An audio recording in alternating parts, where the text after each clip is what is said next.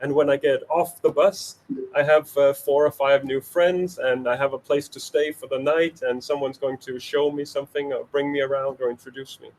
So that's been interesting. Amazing. Yeah. Yeah. I just remembered I hadn't pressed record there. Oh. So I was just, although we've been streaming, I haven't pressed record. So just for the recording, we're with Thor, who's been traveling around the world, and he's on his 194th country, but stuck right now in Hong Kong. Right. And he's been here for 60-something days. We were just talking about transport and meeting people. So Right. Do you find it easy to meet people I do. around the world? Yeah, well, it depends on where you go. Like Hong Kong isn't necessarily the easiest place to meet people. It's a big city environment and a big city mentality. So everybody's kind of busy, although you're surrounded by people constantly. Most people, they don't know each other. It's like growing up in a high rise and you don't know who your neighbor is. And that would be the same around the world.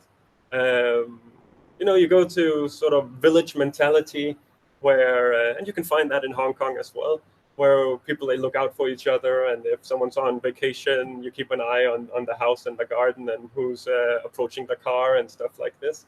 And a lot of the world is village mentality. A lot of the world is people, they interact, they're curious, where are you from, how's your day, can I borrow this, are you hungry, do you want that, and so on. So it's very easy to meet people in general. It just kind of depends on where you are in the world. Yeah, interesting. And would you say this whole idea of village mentality, we kind of meet each other, look out for each other, Right. We're all from the same earth. Yeah, right? We're definitely. all from the same world. Yeah. And would you say, I'm just trying to link us back to Earth Day a bit. Right. So we've got this Earth Day coming up April 22nd. And today in Malvern College, we're focusing on preparing for Earth Day. Right. This whole idea of village mentality, and we all come from one earth, we're looking out for each other. Like, what do you see as things that stick out with that kind of village mentality that help with that? And what are some of the barriers as well? Well, I think I'll start by saying that in my experience, people are just people, and it doesn't matter where you go in the world, you see that people are doing the same things, they're kind of doing the same jokes, they're being clever about the same things in the same ways, and that kind of stuff. You see a lot of similarities across the board, and I do understand that there are different cultures, I've experienced that, and different languages and different religions, but in the big picture, people are just doing the same stuff. Like, people are on their smartphones, they're taking selfies, boys are chasing girls, and people get stuck in traffic and barbecues, people like dancing, music, playing games, people go to work, people, they study, all this stuff, and it's kind of a little bit the same. And I think it depends on where we're going with this planet, but we have a tendency to do what's easiest, and easiest is not always what's best for the planet. And I think a lot of people are chasing the same dreams, meaning that a lot of rural areas that might be seen as poor, where they can't afford a washing machine, people are spending 7 or 8 hours a day to do their laundry and washing and this kind of stuff. And when they bump up to next level, they want a washing machine. And if hundreds of millions of people are moving in the direction of a stronger economy and a higher income, and they all go out and buy a washing machine, and they all go out and buy a car, and they all go out and get a better phone, and they all go out and get cool shoes and this kind of stuff, that might not be sustainable for our planet. That might be very, very hard for us in well, you could say, in an earth-wise way to deal with. Yeah. So we need to make the washing machine A grade and clean, and we need to have the cars electric. Maybe have, for me, I like public transportation. I think that's the sensible way. I think it's a strange concept looking at a road and seeing hundreds or thousands of cars passing by, and there's only one person in each car, but you obviously have space for at least 4 people. And depending on the country, you could be 8 or 9 people in that car, right. But not that many seat belts. I think that the direction we're heading in is very individualistic, and everyone, they want their own space and they want their own items, and I don't know if we can cope with that. My father is 70 years old and still alive. And when he was born, there were 3 billion people on this planet. and we're coming close to 8 billion people. I think we're 7.8 billion people now. So we're gone from 3 billion people to 7.8 in my father's lifetime, and he's still alive. And that's more than double. That's amazing. That's more than double, Yeah. and it's still climbing. And in the past 20 years, we have more than half the amount of poor people on this planet, or at least people that are living under the poverty line. And that's a good thing. So people, they are getting better healthcare, people are getting educated, and better economy, more safety within their lives. But they are also moving towards all of these luxury items, which we already have in the Western world. But I don't know if we can afford that everybody has it, or if everybody needs to have it, then maybe we shouldn't have what we have. Like, we should be more sustainable. Yeah. And it was interesting. We were just talking before we went on about this whole throwaway culture. Yeah. How we've sort of moved towards that. And you're giving me some interesting insights. Yeah, we're talking about when I was traveling through Cambodia. So Cambodia is a brilliant country, and it's amazing. And a lot of people know that because it's a holiday destination, and people, they go and see Angkor Wat, and they go and see the killing fields and the history of the country and the culture. All this is fantastic. It's also a country that has a lot of people that are living at a very low income level. And generally where you have people that don't have a lot of money, they're very resourceful. And some countries, like Bangladesh, people, they will go through the garbage, and they say garbage is not garbage until 6 different people have gone through it. Once 6 different people have gone through the garbage, then it's garbage. Then there's nothing you can use. But I was in this bus going through Cambodia, and I was looking on the side of the road, and there were these piles of monitors, like the old bulky television sets. Ones, yeah, but also screens for the computers and this kind of, and we just don't do that anymore. Everything is flat screen and LCD and whatnot. And it just struck me that we've gone from a point where nobody can use that. Not even poor people can use those old bulky screens. That's just pure garbage. The plastic around it, the glass screen, the wiring inside. We're like, maybe you can open it up and there's some copper wiring and people that can use the copper. But other than that, that was just on the side of the road in a country like Cambodia. Where you would think that you couldn't leave something like that on the side of the road 20 years ago. But today, that's just garbage. And the scary thing is that basically every modern family would have at least one of those screens. We probably reached a point where most households would have more than one television set, and definitely also a computer screen. And that's just garbage now from hundreds of millions of families around the world. That's amazing. Yeah. I'm just going to pause there for a minute, because what I'm going to do is, I think there will be people who want to ask some questions. So what I'm going to do is I'm going to share my screen here and give out this. Oh, cool! What was that? That was your Twitter feed. I'm just going to see if I can. Oh, my Twitter feed, where I was musing about the sanitation workers last night. Right. Posting about that. I lost that's right. I lost a couple of followers based on that. Unsung heroes. I love that idea, the unsung heroes, and you must have met so many. Well, so I'm just sharing. I'm just telling everybody on the stream here that sharing my screen, so you can ask a question if you like, and we'll keep an eye on those questions as they come up, so that we can answer those if you want to share that. There's 2 links on there. Both of them will work. Do we know that people can hear us? Do we know that the sound is going through? It seems to be going through. I've got little flashes of green, and I haven't had any calls or anything to say, hey, it's not working. So I'm hoping this is all working out. Good stuff. So the unsung heroes. I like this idea. It's a trending topic right now. Sure. Saying that, we're well aware that healthcare workers are heroes these days. And generally, they're probably unsung heroes because they do their work every day. But now we have a crisis, and now it's very visible. So, people are applauding them and sending them all sorts of, I don't know if people are actually sending them gifts because the way the world is. But certainly a lot of posts on social media cheering them on and doing nice things and so on. I saw this video with, I think she was a nurse or a doctor. She was coming out of her house, going to her car. She was going to go to work. And everybody on the street came out and applauded her, and she started crying, like just the knowledge on the street that she is pulling the weight for so many people right now. Right. So I wouldn't say that those people are unsung heroes anymore, because there's a lot of singing going on. But then people have been pointing out, well, you got other groups that are out there fighting and doing their job. And a group of people I had my eye on for the past few days were sanitation workers, so garbage men, and the ones that are hauling out our rubbish. Because I've been to countries where that stopped. Yeah. And it takes no time for the garbage to pile up in the streets. It's unbelievable the amount of garbage we generate every day. And then you get the rats and the bacteria, and the disease is spreading. And actually this happened when I was traveling through Angola. And the disaster within that was that when the garbage was piling up in the streets in the capital Luanda in Angola, then that weakened the immune defense of the population, because you had all these small diseases spreading around and so on. And then what happened was that there was a yellow fever epidemic. And because of the garbage and the weakened immune defense, that swept through the nation. So these guys, men and women, are super important. We need people to haul out our garbage.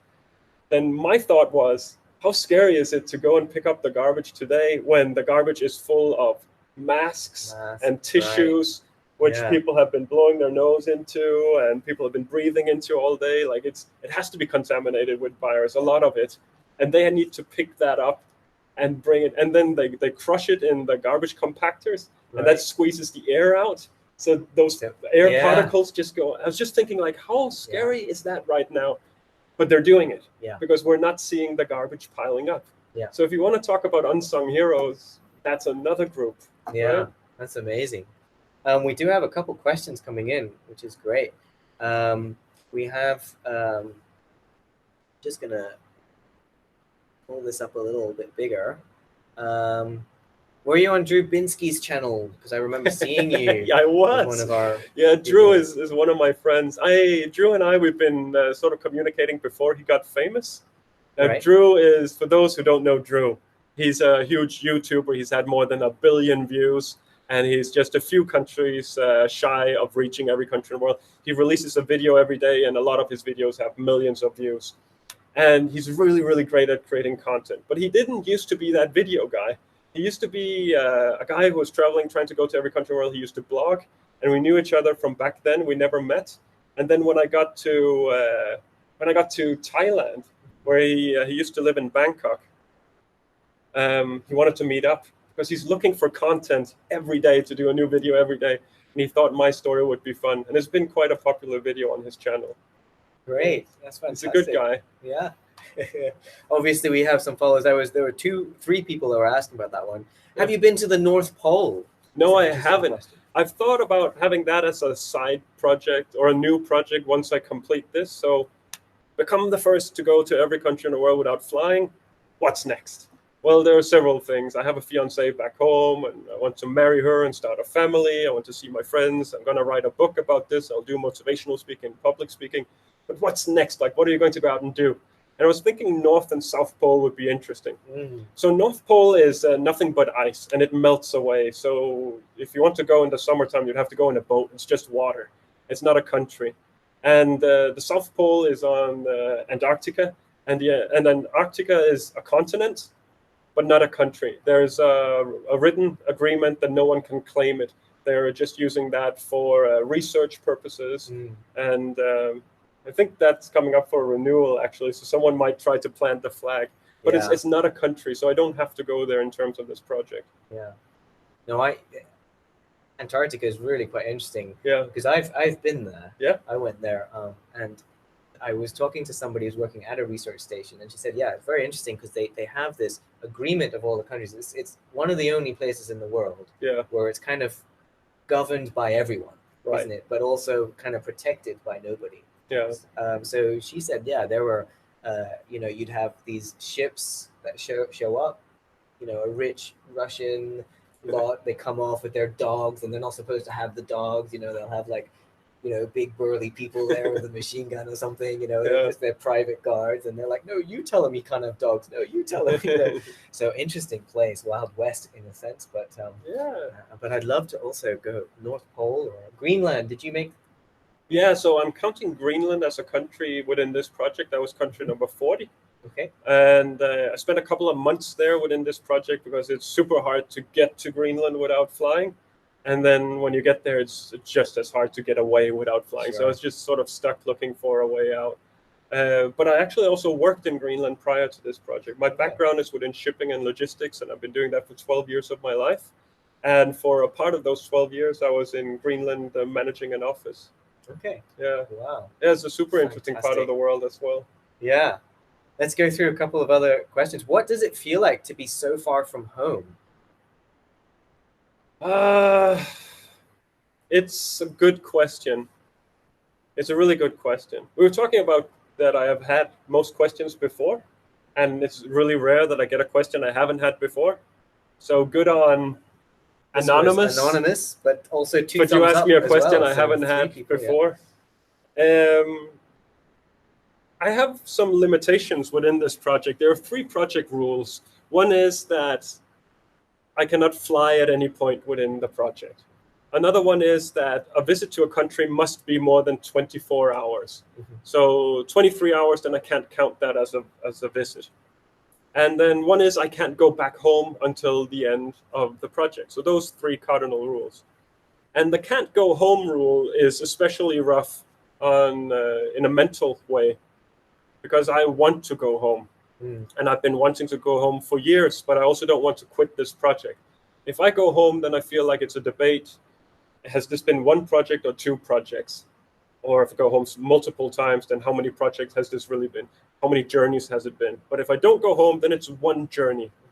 And I know that I can go to the airport at any time, and with my Danish passport, and I have the finances, and get a ticket, and I just fly home.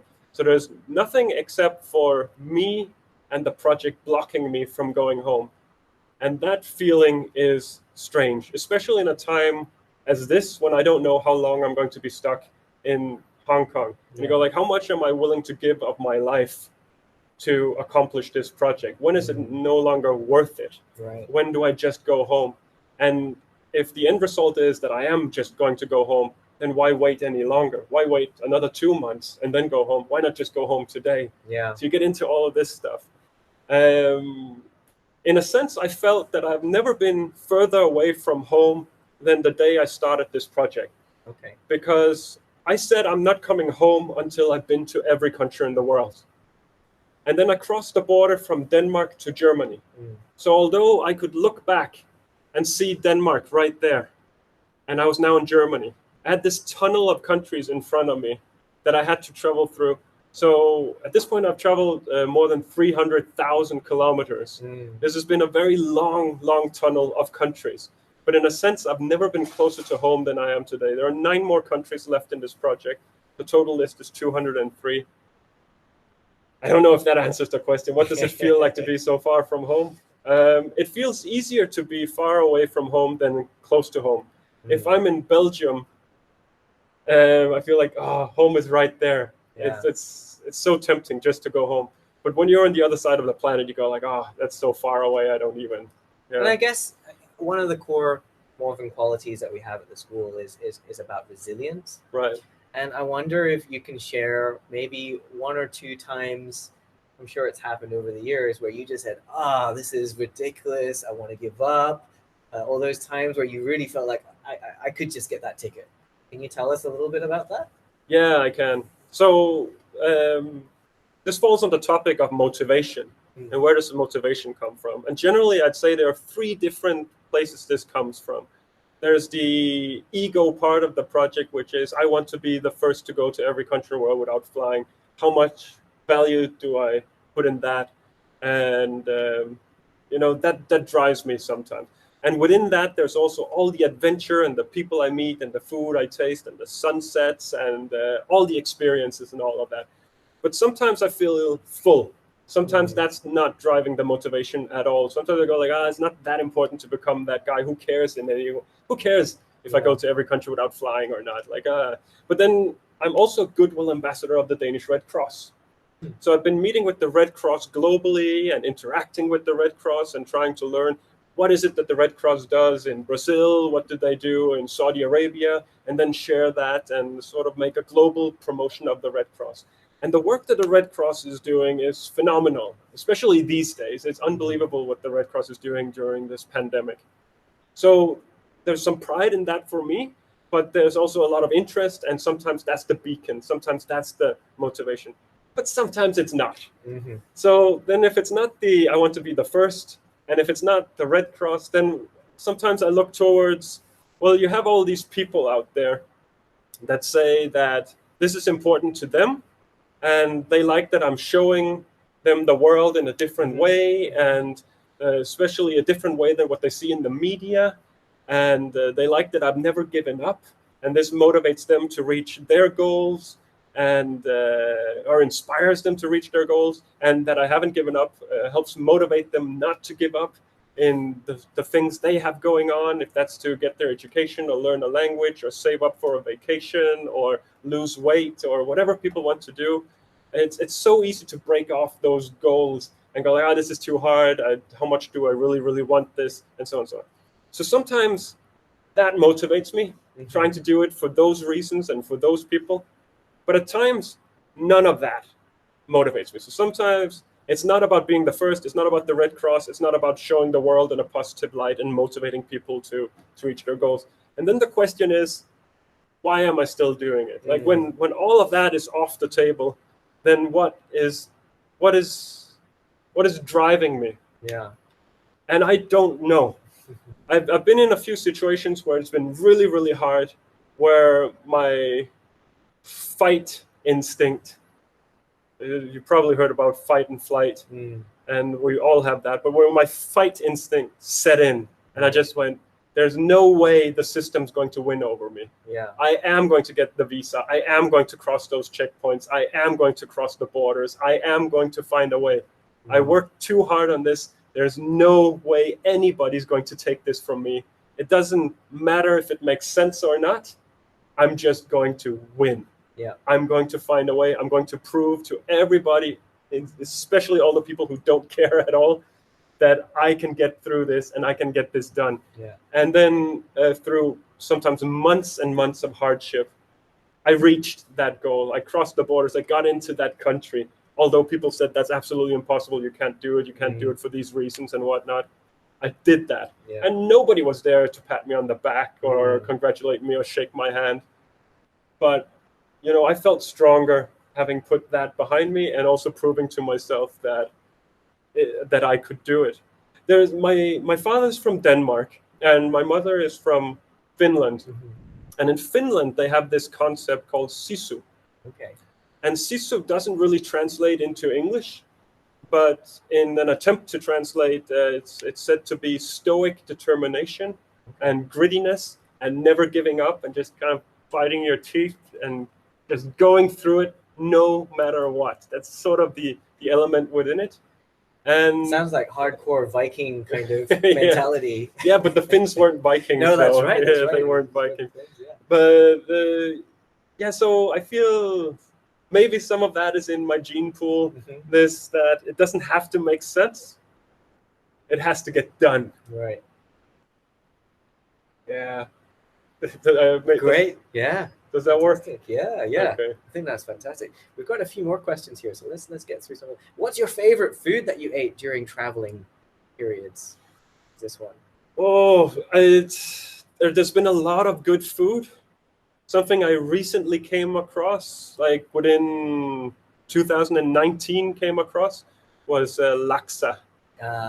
I'm mad for laksa. And I had really good laksa in a number of countries. I think the first time I had really good laksa was in Singapore. And I just fell for it. So that's fantastic. Generally, I like Italian food. So I'm a sucker for Italy and different pastas and lasagna and pizza and stuff like that. Right. After Hong Kong, so what's the plan from after Hong Kong? Yeah, so there are 9 countries left within this project, and the next country was supposed to be Palau.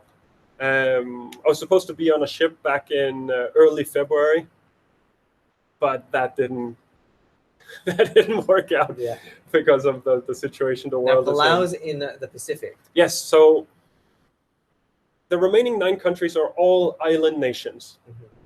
And 5 of them are small island nations in the Pacific. There is Palau, there's Vanuatu, there's Tuvalu, there's Tonga, there's Samoa. And then the final 4, which basically everybody should know, is New Zealand, Australia, Sri Lanka, and the Maldives. And then I can go home. And if I can leave tomorrow, and if the world goes back to normal and I can leave tomorrow, then that would still take me 10 months.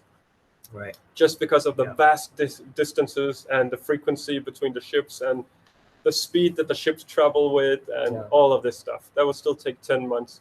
So no matter when this project continues, I know that I have 10 months left. Yeah. There's still at least sort of a year to go. Yeah. Even if it could start.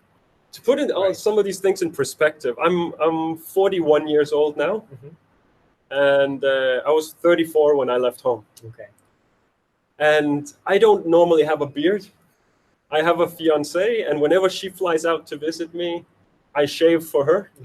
And I haven't seen her for about 7 months now. For that long. Yeah. Right. Good. Just getting in some other questions here. Many people can't go on holiday without air travel. So what do you suggest for them? I don't know that many people can't go on holiday without air travel. I guess that really depends on the destination. Of course, if you're from a small island nation like Nauru, then it's true. You can't go anywhere. You can walk. I walked around Nauru. There's a ring road. They only have one island, and it took 6 hours to walk around the country. In that case, it's true. But anyone else, like if you're from Australia, you could go somewhere else in Australia you haven't seen. So you could definitely go somewhere. But it's true, if you're from Denmark and you want to go to Thailand, or you want to go to Cambodia, or you want to go to Vietnam, then yeah, you could drive. But if you only have 10 days vacation and it takes you 3 weeks to drive there, then that's not sustainable. I think local tourism should be a greater part of the way we explore the world.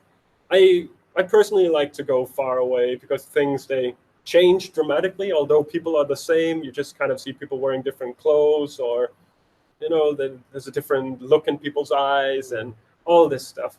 But my philosophy has been that while I'm young, I can go to faraway places and places that are difficult to reach. And when I'm old and in a wheelchair, I can just kind of roll around whatever's near Denmark. Right. But there's so much in Denmark, which is a tiny country, which I haven't seen. So I'm looking forward to exploring my sort of like local area. And Germany borders Denmark, and there's tons of stuff I'd like to see in Germany. And for the purpose of doing that, trains, definitely buses. Buses connect this world. Right. Buses are out competing trains a lot of places. And a lot of these buses are luxurious. You get Wi-Fi and air conditioning and meals and reclining seats, and you get some jack where you can charge your devices and all this kind of stuff. So it's a really good way to travel as well. Yeah, and I guess that comes back to what we were talking about earlier, about that whole kind of throwaway culture. I want it now kind of a culture. And we do that a lot with not just our products, but our services, right? Like, I want to go on vacation. I want to travel to that nice place that has a nice website, that has a nice beach.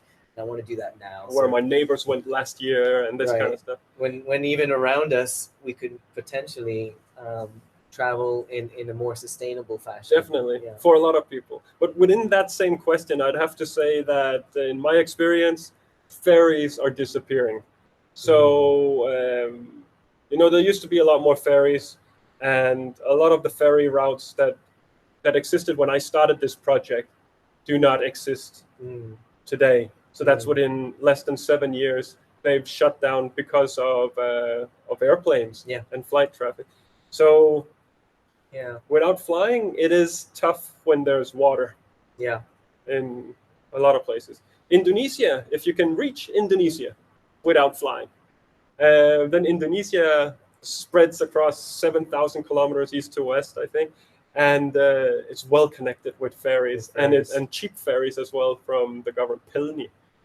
So I noticed that with even with Europe, and I would say even within China now, big countries where you used to have these overnight trains, you used to have a lot more connections, and now if it's past a certain distance, either there's a high-speed train, right, or there's no train at all. Like, it's almost impossible because you would fly. Yeah. Right. And so the idea that we have these flights, so many flights, and that they're so much faster, and because the price of them has come down, it's actually taken away some of our other options, like the Right. ferries and the.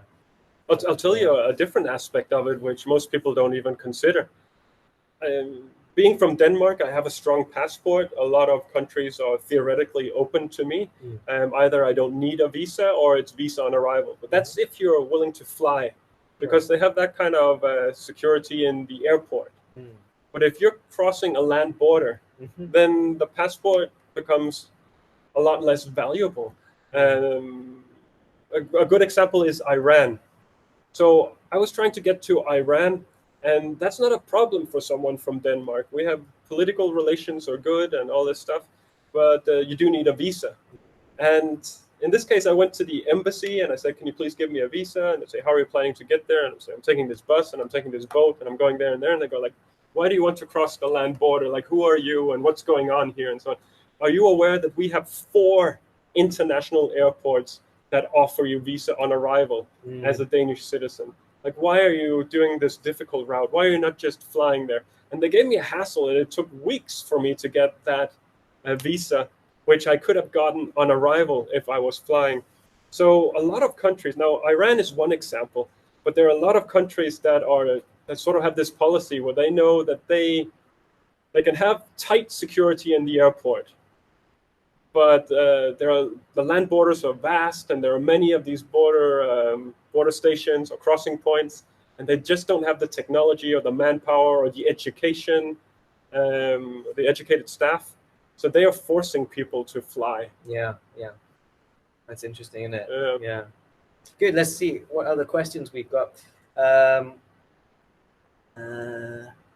some of these, what are the downsides to non-stop traveling? It's travel fatigue. You can go online and check it out. There's something called traveler's depression. That's a real thing. Some people are fortunate. They study, they have a gap year or something like this. They've saved up some money and they decide to go traveling, sort of open-ended.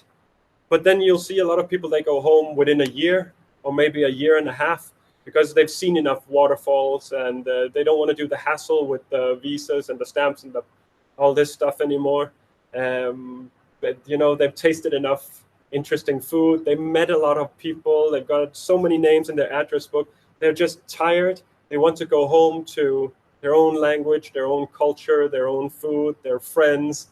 They're just worn out. They've been in enough buses and trains and airports and this kind of stuff. Travel fatigue. Like, enough is enough. Enough of anything good. You get too much, you just kind of go like, I love chocolate, but I mean, if you have to eat a kilo of chocolate, you go like, no more chocolate, right? And it's like that with a lot of things. Also, travel. So people, they wear out, and that's something that does amaze some people about this project. They go like, how are you keeping it together 6.5 years into this? Like, go like a year and a half would be a long time. 2 years would be a long time. 3 years would be a long time. But you've done more than twice of that.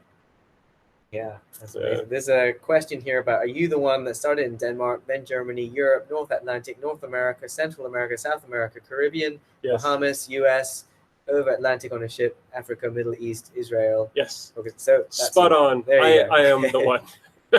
Here's a difficult one. Which country or city did you like the best? That's got to be a very commonly asked one. Yeah, so not the city element. People do ask about, like, what's your favorite country? And I don't know if I can pinpoint a country that says my favorite when you've been to 194, because it really depends on your mood. Like, if you want to go skiing, then the Sahara is horrible, and if you want to go diving with sharks, then Switzerland is terrible. And so it kind of depends, what do you want? And do you want to go shopping, or do you want to go to a place where it's easy to meet people and talk to people and get in touch? Then you go to Uganda. where you'll just get a hug from a stranger on the street and this kind of stuff. But you wouldn't go to Denmark or Norway where like everyone's a stranger and it just kind of stays like that. So having a favorite country really depends on what are you in the mood for, what do you want right now, what kind of experience do you want. But I'll twist the question and say, if I couldn't go back to Denmark, Right. where would I go? What would be my home base? And then I figured that would be Iceland. And Okay. Iceland for a number of reasons. One is that Iceland is a modern country. It's a small population. It's more like a village, but it's adventurous. It has volcanoes, and it's on top of two tectonic plates that are pulling apart from each other. You can go diving and snorkeling and mountain biking, and it's just fantastic. And the people are amazing and so on. But the real thing about Iceland for me is a mentality that you don't see in most countries around the world. Most countries around the world adhere to that you start off and you clean your room and you do your homework and you do what your parents tell you and blah, blah, blah. And then eventually you go to, you continue through school and you get good grades and you finish, you get your education, you start holding hands with someone and you start kissing and this kind of stuff. While you finish your education, you go out and get a job, and then maybe you get a house and you get married, and you get a car and a cat and a dog and a piano, and you follow this path. The conveyor belt of life, they say, right? Yeah, the conveyor belt, and you build this career for yourself, and you pay for your pension, and eventually you draw your pension, and then you die. And that's what we're all supposed to do. So there's this conveyor belt that you're talking about. And anything which is off the side of the conveyor belt is not really acceptable. Only if you're highly successful. So if you're Madonna, who has been successful for 50 years or something like this out here, or if you're one of these new stars that exist, or internet stars with millions and millions of views and can make a living off that, actors and athletes and this kind of stuff, that's okay if you're the best. But most people are not going to be the best. So your parents will say, don't try to be a professional footballer. Don't try to be a YouTuber. Don't try like, oh, this is unsafe. Do that in your spare time. Follow the conveyor belt. Do that stuff in your spare time. If it works out, then that's good for you. But don't put all your weight in that. And that's good advice for most people. But it does mean that we don't get a lot of creativity. A lot of people will just kind of, language and math and a few subjects, but all this creative stuff, we're kind of losing out on a lot of that because it's not supported. It's not supported by society and whatnot. But in Iceland, it seems to be. So in Iceland, it seems that if you want to be an author, you get massive support. Who cares if your book is going to be a bestseller and this kind of stuff? Like, you want to write a book, we'll support you. We'll give you a place where you can stay for free. You can stay in my guest room and something like this. I'll help you. I know a publisher. We can get it done cheaply. We can sort of set it up on the internet and this kind of stuff. We saw that Iceland went ridiculously far in with football. With the football, yeah. And that shouldn't be possible when you have a population of 300,000 people. They shouldn't have that many football talents. Yeah. And they haven't had that many football talents before. So why did they suddenly do that? And I think that's a part of the Icelandic mentality that, we're winners and we can do it and let's go and have fun and we're better and da-da-da-da-da. And I also think that's why they bankrupted their country, because they went from being fishermen essentially to being financial geniuses. Yeah. But then I also think that's what repaired their country after they bankrupted it, because other countries would suffer for decades, but they just kind of said, okay, this is the situation we're in. Let's fix it. You're going to prison and you're going to prison and the rest of us, we're going to do this. You're the new minister and boom. Yeah. And they fixed it. Like, there's a mentality in Iceland that I really like. And I go towards that. Favorite city, I'd say Valparaiso. I really enjoyed Valparaiso in Chile. It's an old colonial city. It's not that big. It feels a lot bigger than what it actually is. It's very colorful. It's super interesting. Very famous now for all of the graffiti works. The graffiti. It's like an open air museum almost. It's a really nice place. Yeah, interesting. Fantastic. Let's see if we can fit in a few more. Sure. How did your childhood impact your decision to take on this quest? That's a great question. Yeah. I love that question. Who's saying that? This is Miss Englard. Miss Englard. So there's two thumbs up as well. Yeah. So, but that is a good question. That's also a question which I've not had before. So.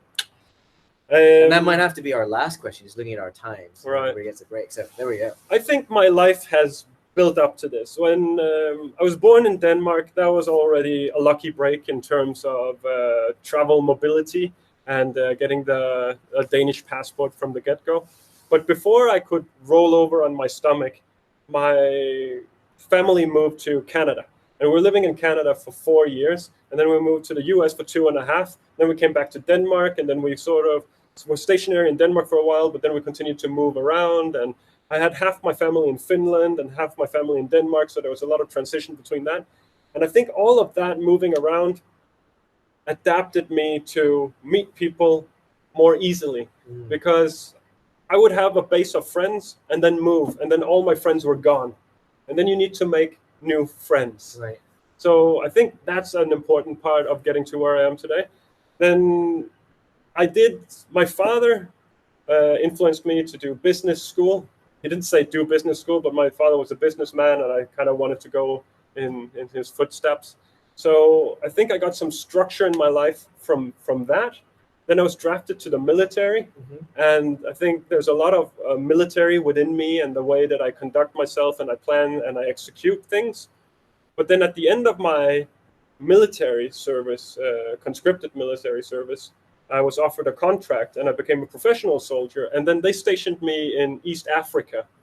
So I got that experience where I was in a very safe environment, being military and being trained and being taken care of, and you're going to eat this and you're going to wear this and that kind of stuff. But I was in a vastly different culture, a completely different part of the world compared to where I grew up and where I came from. So I think I got a good taste of that. Then yeah, so that's basically my childhood up to some level of adulthood. I would have been around 20 years old at that point. But I think there are several elements in my life throughout which have prepared me for this. After military service, I went into shipping and logistics. I was working in an office for 4 years in Denmark, and then they started shipping me out, so sending me to different locations around the world. And I worked 2 years in Libya. I worked 1 year in Bangladesh. I worked in the Arctic Circle. I worked in Greenland. I worked in a number of places, Kazakhstan, Azerbaijan. And all of this has sort of dipped me into different cultures and a different understanding of the world and what can be done. And the mindset of shipping and logistics is not so much, oh, you work within shipping, you can get on board a container ship, because that's not true at all. But working within shipping and logistics gears your brain to think in a specific pattern, which is very problem-solving oriented, and being able to multitask and juggle a lot of balls at the same time. And there's a degree of smiling when it's painful because you have a clientele, and it might not be fair that the clients are shouting at you. You might have done everything right, but you don't want to lose the client. Yeah. So you're still kind of smiling and going, "Yes, I understand, and we'll see how we can work on that. We can do this better," and so on, so on, so on, so, which has been a necessity throughout this project, because I've been, for the most part of this project, it's unfair to me, I feel. I've done a good job. I've done everything I should. I've filled out what I should. I've conducted myself in a proper way, and still people are coming against me or denying me something or being mean or all of this kind of stuff. So I think there are many elements within this project. One specific element which also prepped me was the preparation period of this project was 10 months. And I needed to have some sort of income, but I couldn't take any of these big logistical projects around the world in that period. So a friend of mine hooked me up at a homeless shelter in Copenhagen. And my father had always sort of, there's so much, this is a big question actually. So, but just to round that up, my father had always told me if someone has a needle and a drug addict, and run the other way and get away from these people. They just want to prick you with this needle and this kind of stuff. So I kind of came into this element of drug addicts and thieves and slightly violent people and this kind of stuff. I was terrified of they just looked horrible, but from working with these people, I demystified them and they became human as well. And I've been encountering a lot of people like that around the world. So instead of going into the world and being terrified of that kind of people, because I worked at that homeless shelter, I've been walking around the world going like, yeah, I know what to look for. I sort of need to understand. And then going back to my childhood again, my father was this business guy with structure and pay your bills and do everything, so and so and so. But he was gone for a big part of my childhood. Like he would leave early morning, come back at night, and business meetings, and travel to Hong Kong for business meetings and this kind of stuff. And my mother would be raising me on a day-to-day basis. And my mother's very adventurous, and there's a lot of fantasy built into her way of life. So, you know, a couple of sticks, and you have toys for the rest of the day. Take me into the forest and tell me about trolls and adventure and this kind of more, you know, the creative element of who I am is probably from my mother, and the structured part is from my father. Great question. I love that question. Yeah. So just to finish off, we've got a day now, birthday. Right. For all of our secondary school. We're focusing on different projects. Some of these could be big, small, but they're all with this idea of Earth Day. And also, you know, we have these services action projects that every student's doing. There's personal projects that some of our upper students are doing. I wonder if you have some last words of advice or encouragement or anything regarding any of those. I'd need a little bit more direction. So, like, what are you asking? I'm just wondering if there's like some final words that you want to impart on everybody about embarking on projects, embarking on. So I'll say something which I've said many times before. Nobody lives a problem-free life. Everybody has problems. Now, problems come in various sizes. So some people will find that their phone is running out of battery, and that's a solvable problem. You need to find electricity, and you plug it in, and you'll be back online in no time. And some people don't know how to pay rent, or something's happened in their life with other people, or like some people have massive problems, like truly massive problems. Some people are refugees, and they're fearing for their life. And, you know, so problems come in a variety of different ways. And I've had my fair share of problems within this project, and some are small and some are big. Now, the way I deal with it is I illustrate a problem as a wall. Let's say there's this big brick wall, and there's a door in the wall. You need to get to the other side of the door. You need to get to the other side of the wall, then your problem is solved. So you walk up to the door, and you grab the door handle, and it's locked. So that's your first problem. Okay, the door is locked. You need to get to the other side. You can try knocking on the door. Maybe someone opens, and then you're through and problem solved. That doesn't happen. Then you can look around. Maybe there's a key somewhere, and you can open the door. Okay, there's no key. So what do you do?